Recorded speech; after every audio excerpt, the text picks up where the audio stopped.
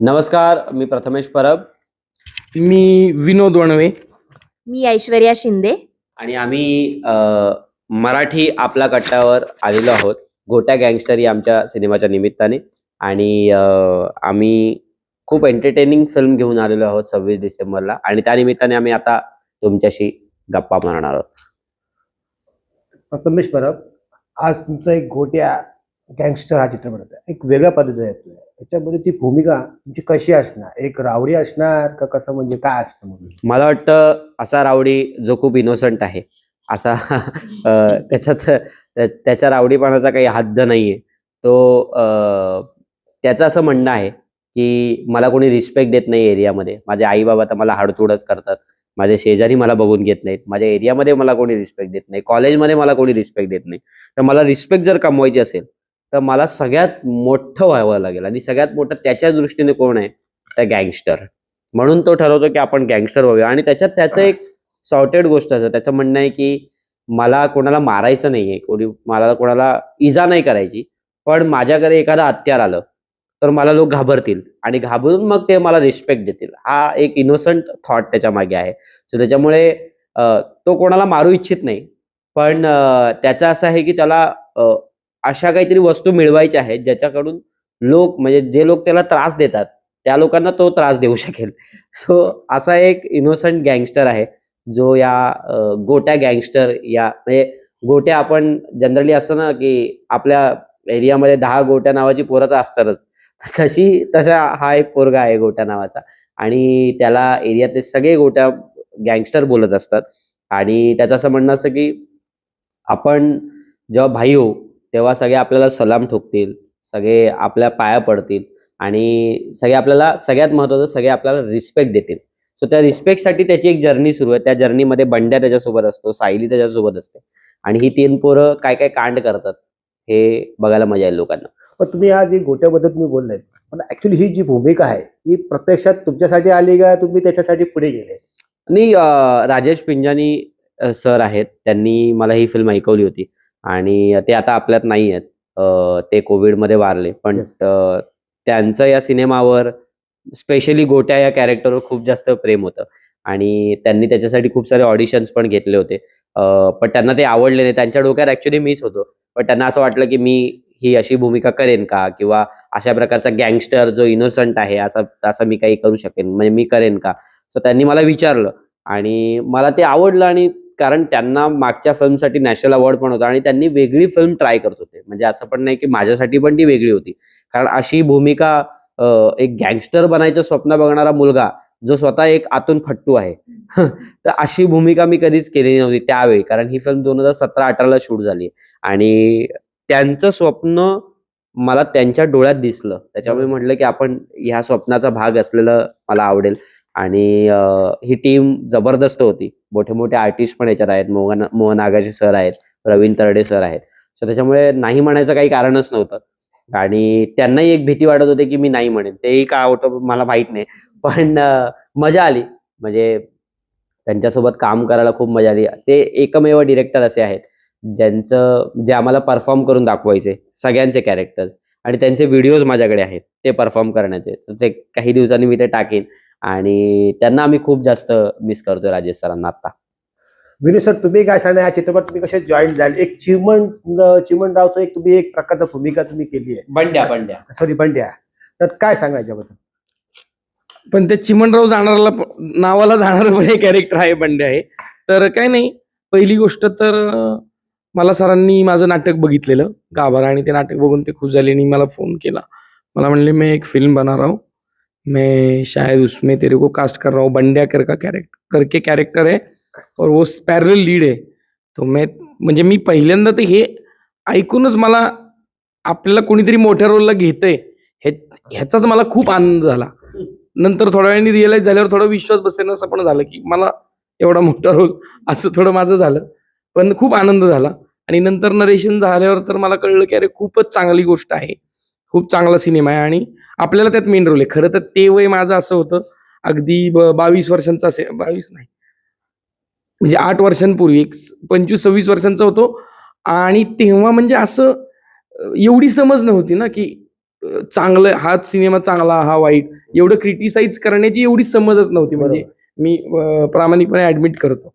त्याच्यामुळे आपल्याला parallel read role मिळालाय, ह्याच्यातच मी आनंदी झालेलो. त्याच्या पुढे बाकी काही नाही. म्हटलं ह्याची मेहनत करायची नाही, हे सिनेमा करायचा. वा वा. ईश्वर, तुम्ही काय सांगणार? कारण की याच्यात तुम्ही फॅन्ड्रीमध्ये काम केलं होतं, पण आता ही सगळे सेलिब्रिटी तुमच्या आजूबाजूला फिरतायत, तर त्याच्यावर तुम्ही कसे मिसळले गेले आणि काय झालं? मी तर खूप एक्सायटेड होते जेव्हा मी ऑडिशनलाच गेले होते आणि जेव्हा मला कळलं की मी फायनल झाली, सरांना आवडलंय ऑडिशन. तर जसं विनोद म्हणाला तसं मला सुरुवातीला सगळं कास्ट आणि हे ऐकून खरंच विश्वास बसत नव्हता की झालंय आपलं कास्टिंग, आता सुरू होणार आहे शूट. हे सुरू होईपर्यंत विश्वास बसत नव्हता.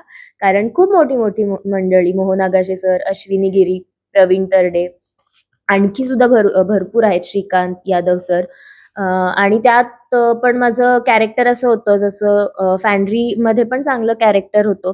ती फिल्म पण एक खूप चांगली फिल्म आहे आणि त्यानंतर त्याहीपेक्षा एक जास्त माझ्यामध्ये मी काय करू शकते हे करून दाखवण्यासारखंच हे कॅरेक्टर होतं.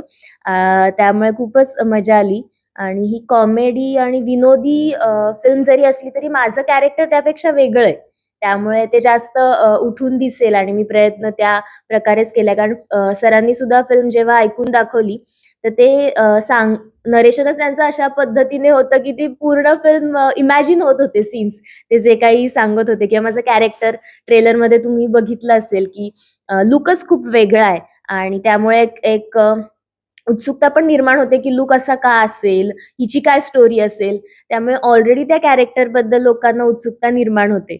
आणि ती फिल्म सरांनी ऐकवल्यानंतर मला याचा आनंद खूप झाला की ह्या फिल्ममध्ये आपल्याला एक चांगलं कॅरेक्टर करायला मिळतंय.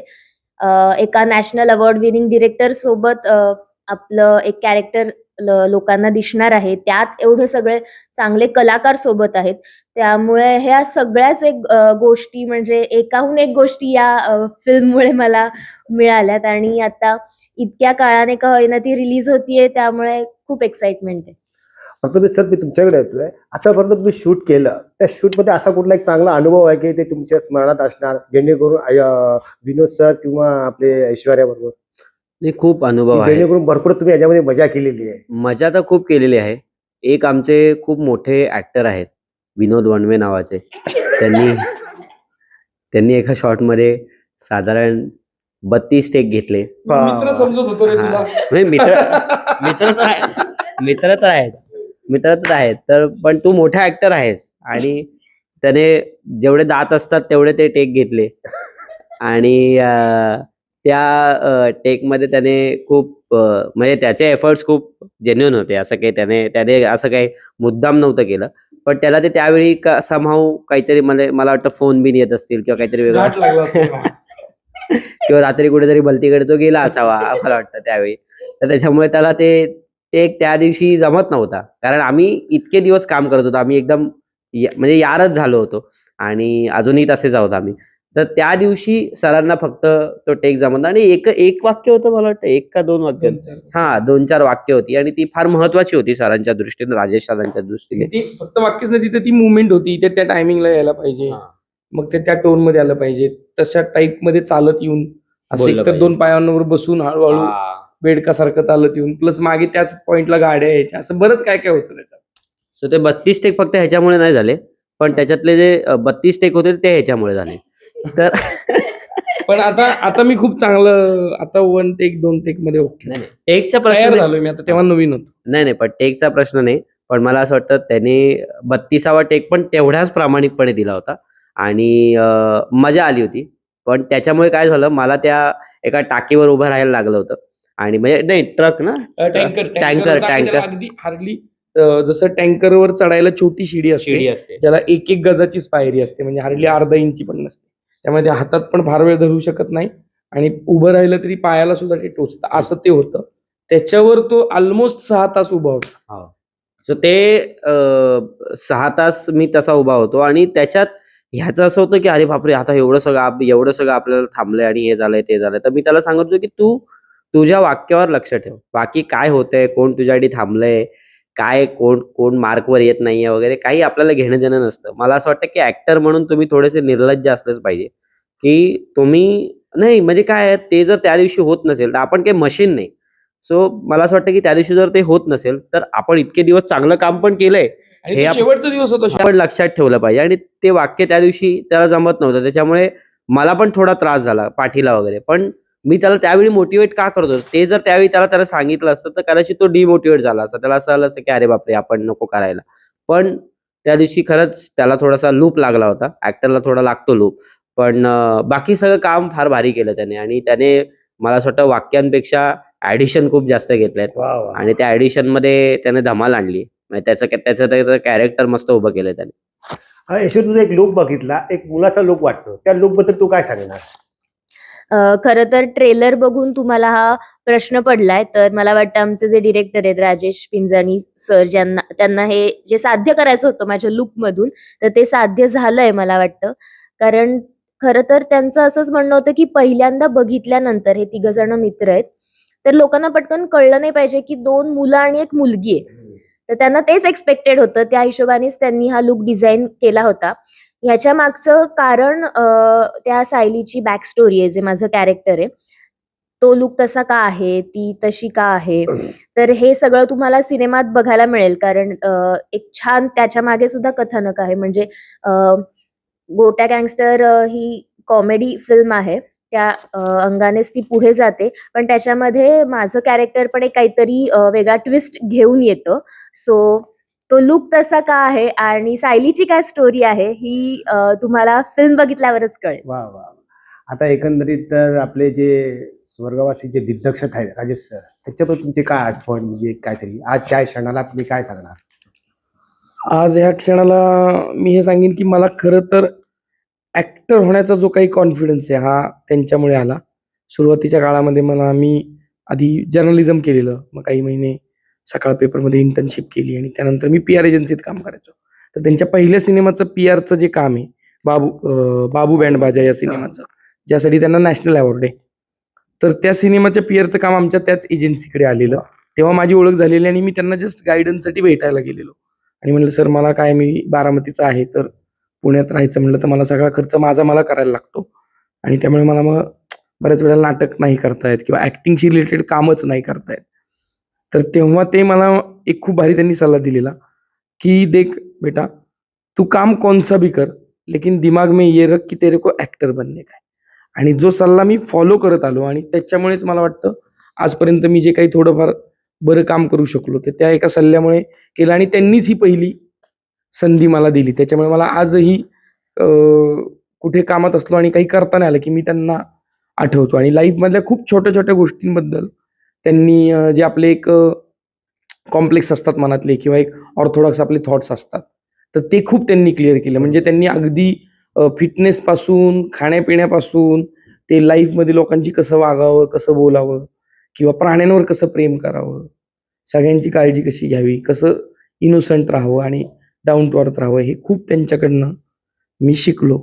प्रथमेश सर, तुम्हाला थाप मिळाली त्यांच्याकडून, किंवा तुम्हाला त्यावेळेस चांगलं वाटलं की हा मला सरांनी काहीतरी चांगली नाही, त्यांनी ऍक्च्युली आम्ही ना आता वर्कशॉप केले. म्हणजे माझं ऑडिशन झालं नाही, पण आम्ही वर्कशॉपला भेटलो होतो. आम्ही काही सीन्स वाचत होतो आणि म्हणजे मला वाटतं आम्ही 3-4 दिवस, नाही जास्तच, मला वाटतं 5 दिवस वगैरे वर्कशॉप केले. बरोबर. आणि ते तिसऱ्या दिवशी ना ते अचानक ओरडले, की "अरे! मला सापडला रे, गोट्या गँगस्टर सापडला!" असं मी काहीतरी माझ्या परफॉर्मन्समध्ये केलं वर्कशॉपमध्ये. आणि ते ना अचानक ओरडले, की "अरे सापडला, गोट्या गँगस्टर सापडला! एक नंबर, एक नंबर! मस्त, मस्त! आता मस्त होतंय" वगैरे, वगैरे. तर 2 दिवस त्यांनी जरा मला ऑब्झर्व्ह केलं, की काय करतोय, कसं करतोय. मग त्यांनी मला गाईड केलं, की असं करूया, तसं करूया. आणि मग तिसऱ्या दिवशी मला जेव्हा ते आपसूक आलं, तेव्हा त्यांनी मग एक मोटिव्हेशन सुरू केलं, की असं आहे, तसं आहे. मग ते माझ्याबरोबर, कारण त्यावेळी मला असं वाटतं टाईमपास आला होता. तर ते मला गाईड करायचे, की कसं आपण आता इथून पुढे जाऊ शकतो करिअरमध्ये. तू कशा वेगवेगळ्या प्रकारच्या सिनेमे करू शकतो. तू आता कमर्शियली एक चांगला एस्टॅब्लिश झालेला नट आहेस, तर तू आता एक आर्टिस्टिक फिल्म पण करू शकतोस. तू कोणाकोणासोबत काम केलं पाहिजेस. मी हवं तर तुझ्यासाठी बोलतो वगैरे, वगैरे. असं सगळं पुढाकार ते घेत होते. आणि ना मला तरी असं फार कमी लोक भेटतात, की जे सगळ्यांवर सेम प्रेम करतात. म्हणजे ते ऐश्वर्यासोबत पण सेमच बोलायचे, ते ह्याच्यासोबत पण सेमच बरोबर. बोलायचे, ते माझ्यासोबत पण सेमच बरोबर. बोलायचे. नवीन ॲक्टर कोणी आला, तर त्याला पण सेमच बोलायचे. त्यांचा सार्कॅझम मध्ये पण त्यांचा एक गोडवा होता. सो ते ना म्हणजे तो वेगळा माणूस होता. आणि असं म्हणतात ना की देव जरा गोड माणसांना लवकर घेऊन जातो. Yes. सो त्यातला तो माणूस होता. आणि आता ते वरून बघतायत आमच्या प्रमोशनकडे आणि आम्ही तुमची आठवण काढतोय सर. Miss you, sir. हा, मिस यू सर. कारण खूप भारी वाटतं त्यांचं, म्हणजे त्यांनी आम्हाला काय म्हणू यार, एक म्हणजे पुण्यात जसं असं म्हणा, पुण्यात कोणाचा पहिला फोन जर कोणा जात असेल माझा, तर तो राजेश सरांना जायचा की अरे असं आहे सर, मैं आ गया हूँ, आप कब है हो. मग ते सगळं ऍडजस्ट करून रात्री भेटायचो. तो मेरे घर पे आ जा वगैरे वगैरे. मग तिकडे नवीन फिल्म त्यांनी बघितल्यात वगैरे ते सगळं सांगायचे. मग नवीन फिल्म आपण काय करू शकतो याच्यावर डिस्कशन व्हायचं. मग गोट्या गँगस्टरवर डिस्कशन व्हायचं. असं सगळं खूप साऱ्या आठवणी आहेत सरांबरोबर आणि त्या तशा ताज्या राहतील. तुमच्या बोलण्यावर असं वाटतं की कदाचित गोट्या गँगस्टर हा जो कॅरेक्टर आहे तो कदाचित कुठल्यातरी चित्रपटाबद्दल काय तुमचं असं काय बोलणं झालं का, बा ह्या चित्रपटात ह्यानी कशी ऍक्टिंग केली आहे, असं काय बोलणं झालंय का असं? नाही, खूप कारण की सत्यासारखा चित्रपट आहे, वास्तव सारखा चित्रपट, त्याच्यामध्ये गँगस्टर एकदम हा. आवडी असतात, पण तो नाही, एक असा त्यांनी- प्रकार सांगणं बा असं पाहिजे तसं, असा काय किस्सा घडला का? नाही, त्यांनी असं काही आम्हाला ऍक्टिंगसाठी रेफरन्सेस नव्हते दिले. कारण ते म्हणाले की तुम्ही बेसिकली तुम्ही त्या सत्याचे फॅन पाहिजे. तुम्ही त्या संजय दत्तचे फॅन पाहिजेत. म्हणजे बरोबर. वास्तवामध्ये जे कॅरेक्टर आहे संजय दत्तचं त्याचा तुम्ही फॅन पाहिजे. सो तुम्ही जर फॅन झालात तरच तुम्ही ते काम करू शकता. Yes. हे एक सजेशन त्यांनी आम्हाला दिलं होतं. आणि आम्ही ऑलरेडी त्यांचे फॅन होतोच. म्हणजे आता ते म्हणजे दिसतंच आहे. सत्य आणि वास्तव म्हणजे माझ्या कॅरेक्टर्स मध्ये तर त्यांची काही झलक तुम्हाला थोडी थोडी दिसत असेलच. सो ते मला असं वाटतं की त्यांचे कोण फॅन नाही. ऍक्टर म्हणून पण आपल्याला ते आवडतं आणि आम्ही जेव्हा ऍक्टर नव्हतो तेव्हा पण आम्हाला ते कॅरेक्टर्स आवडलेले Yes, आहेत. yes. सो त्याच्यामुळे आम्ही ऑलरेडी त्याचे फॅन होतो. आणि ते म्हणजे ते आहेत ना, म्हणजे त्यांचं एक नाविन्य काय होतं की तू ऍक्टर म्हणून कसा आहेस हे मला माहिती आहे. आता तू वेगळं काय करू शकतोस याच्याकडे त्यांचा जास्त कल बरोबर होता. आहे. सो तो कल मला असं वाटतं की त्यांच्यामुळे पुढे आता आयुष्यात कॅरी करायचा आम्ही सगळे प्रयत्न करतोय. आणि मला म्हणजे खूप असं वाटतं की तेव्हाही जेव्हा कधी टेन्शन यायचं किंवा खूप आनंदाचं काय झालं की त्यांना आवडीनं असं म्हणजे आपण जवळच्या लोकांना फोन करतो बरोबर. तसं त्यांना खूप फोन करावा असा वाटायचा आणि करायचो. मग ते लगेच भेटायचे, मग आम्ही जेवायला पण जायचो. तर आत्ता गेल्यानंतर असं खूप हे होतं. म्हणजे मी छोटं एक ऑफिस सुरू केलं तेव्हा पण ते आवडीने आले, मेरे को तेरा ऑफिस देखना है, मैं आता हूँ, असं येऊन बघून गेलेले. लॉकडाऊन होतं तरी आलेले. तर आत्ता असं खूप चांगलं काही झालं आयुष्यात किंवा काही टेन्शन आलं, टफ सिच्युएशन आली, असं एकटं वाटलं की असं वाटतं की यार म्हणजे कधी-कधी असा फोन उचलला जातो आणि असं वाटतं की फोन लावावा पण राजेश सरांना. तर असं वाटतं की तो कॉन्टॅक्ट आता म्हणजे संपलाय. मला तो पण- विचार, तो माणूस ते आता राहिलं नाही असं. मला पण एक गोष्ट आठवली त्यांची. ते टकाटक सक्सेसफुल झाला होता आणि त्याची अपेक्षा कोणालाच नव्हती की टकाटक असा काहीतरी सक्सेसफुल होईल आणि त्यांना इतका आनंद लोकांपर्यंत तो पोहोचवेल. आणि मला इंडस्ट्रीमधनं एकच फोन आला होता राजेश पिंजानी सरांचा. अच्छा. आणि तो एकटाच माणूस होता जो त्या फिल्मची तारीफ करत होता आणि ते फुल ऑन होते की अरे भाई, अपना बेटा है तू, अपना बच्चा है तू वगैरे. ऍक्च्युली त्यांचं लग्न नव्हतं झालेलं आणि त्यांना हा. स्वतःची अशी मुलं नव्हती.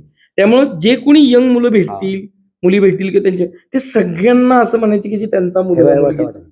आपला बेटा आहे. आणि ते फारच प्रेमाने म्हणजे टकाटक त्यांनी स्वतः काही लोकांसोबत जाऊन बघितला. ते सांगत होते की अरे क्या हंसने आया, क्या मजा आया, हम कितना एंजॉय किए और इतना रियल फिल्म, इतना मजा आया.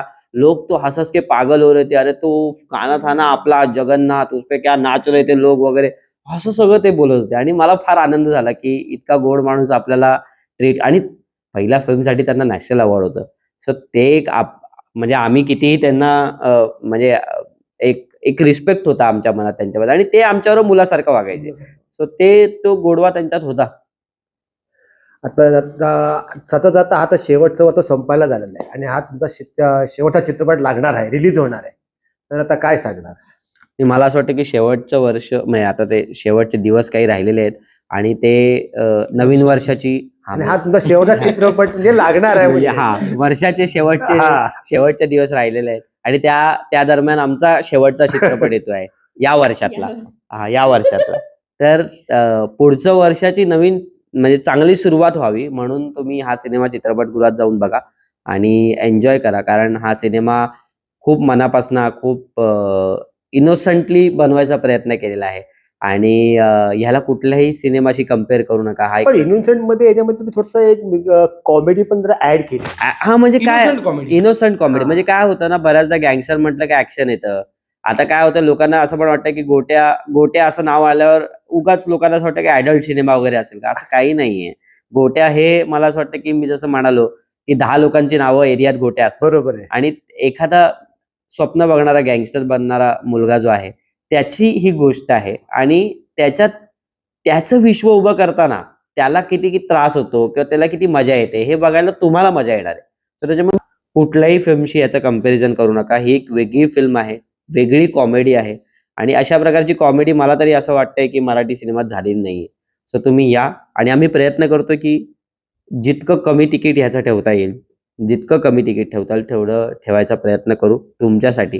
फक्त तुम्ही फॅमिलीला घेऊन या आणि फॅमिली सोबत हा गोट्या गँगस्टर जो आहे तो आमचा सिनेमा एन्जॉय करा. UA सर्टिफिकेट आहे. तर त्याच्यामुळे तुम्ही फॅमिली सोबत बघू शकता. त्याच्यामुळे जे लोक रिव्ह्यू देतात की असलं ऑडल्ट हा. नाव आहे आणि हे नाव ऐकल्यावर असं घाण कसं वाटतं तरी आणि वाटतं. कसं तरी वाटतं, म्हणजे- तिकीट कसं मागणार.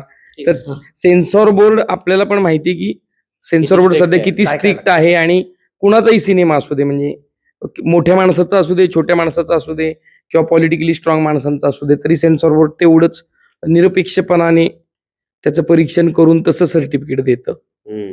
तर त्या सेन्सॉर बोर्डने आम्हाला UA सर्टिफिकेट दिले. म्हणजे लक्षात घ्या की हा खरंच फॅमिलीचा सिनेमा आहे.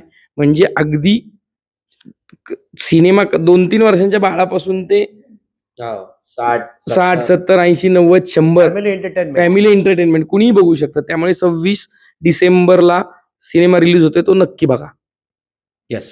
कुठे सर एक फक्त शेवटचा डायलॉग असा काहीतरी एकदम तडाखेबाज. घे. जसा तुम्ही रिटेक केला 30 वेळा तो ते द्या. तो नको.